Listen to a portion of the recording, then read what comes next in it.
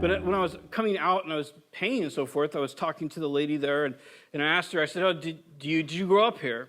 And she said, yeah, I lived here my whole life. And I said, well, did you like, just making conversation. I like to find out about areas and stuff when I go there. And I think Mossy Rock's like 400, 500 people, and Morton is like 1,100 people or something like that. So there's real small towns.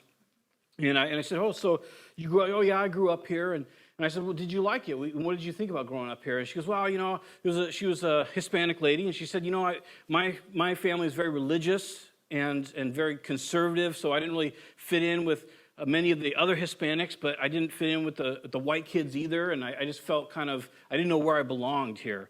And I go, well, that's interesting, so how did you overcome that? Or what did you do to change that? She goes, well, I try to get involved in different things and whatnot. And I go, okay. And I said, well, if you don't mind me asking, what religion is your family, and how did that play in to your upbringing? And she said, well, we're Catholic. And I said, oh, I go, do you believe it? And she goes, well, I don't practice it as much as I used to, but I definitely believe it still. I don't think I'm going to let that part of my life go. And I go, okay, right on. I said, well, so, here's the thing, just a pro tip. You never tell people you're a pastor, right? Because one of two things typically happens. Either you're instantly elevated or instantly despised. And neither one of those things are good, right? So I decided, I go, oh, okay. I go, well, I've read a little bit from the Dalai Lama, and I've read a little bit from the Quran, and I've read a little bit from the Bible. And so, they kind of there seems to be some interesting things in the Gospels that Jesus said about himself. And she goes, uh-huh.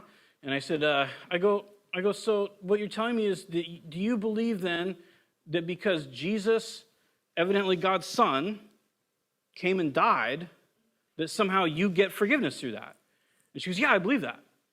And I go, and you believe that he rose from the dead? She goes, yeah, absolutely, I believe that. And I go, okay, that's cool. I go, well, let me ask you this. Why does some dude who claims to be God dying for you forgive your sins? Doesn't that seem a little weird? That he should, why would that matter? And she goes, I don't know. She goes, I used to be up on my catechism, but it's been years and I haven't really, she goes, I don't know. I don't know what that matters. And here's the key. The key isn't to make a point that there's ignorant people out there.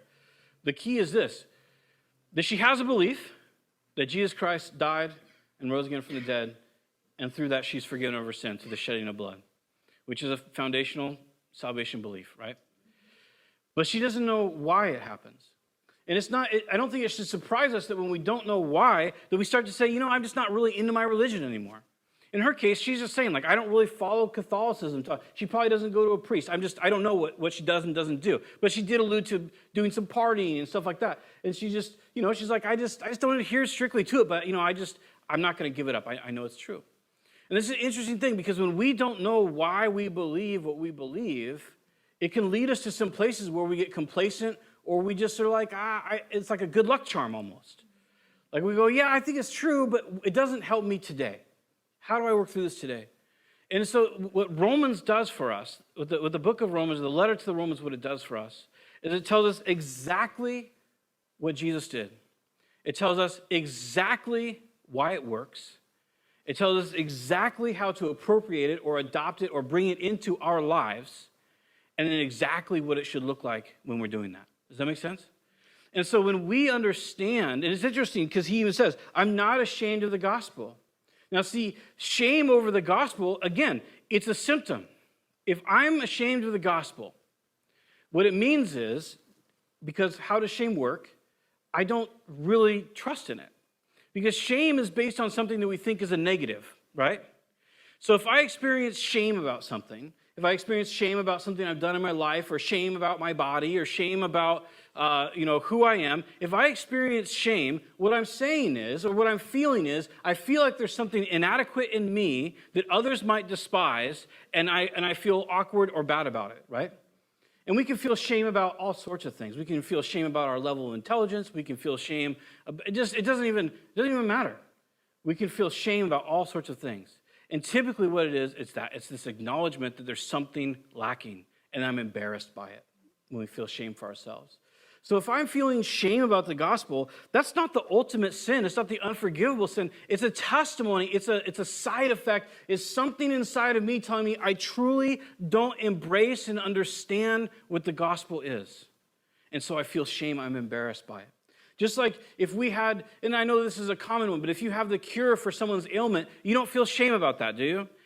You don't come up and say, hey, you know what? I see that you have a snake bite and that it's turning black and it's necrotic and it's going to work your way up your leg and you're going to, it's going to paralyze your larynx and you're going to asphyxiate, and I'm cool with that. But I don't really want to show you this. No, you're like, hey, you need to take this. It's going to taste terrible, or it's going to be an injection, or whatever it is.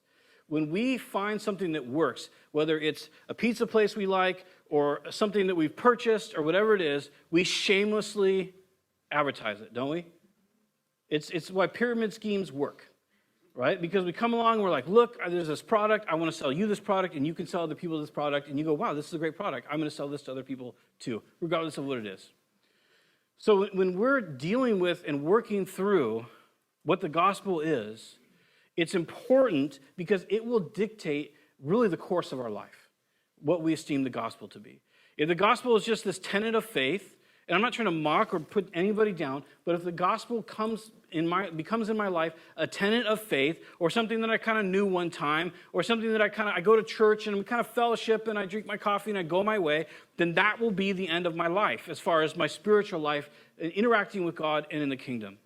But when I truly understand what the gospel is and why it affects my life, why it's important, and what it can actually do and heal in me, then all of a sudden I have a direction. All of a sudden I know why I'm doing what I'm doing. I don't have a devotional because it's the Christian thing to do and Max Lucado told me to. I have a devotional because I know that interfacing with the God of the universe will change my eternal soul, and now I know why it works. It's not osmosis, it's not magic, it's actual a relationship, and it's a spiritual dynamic at hand. Does that make sense? So that's what Romans is. It's a guide for us to help us to embrace what it is that he's trying to say.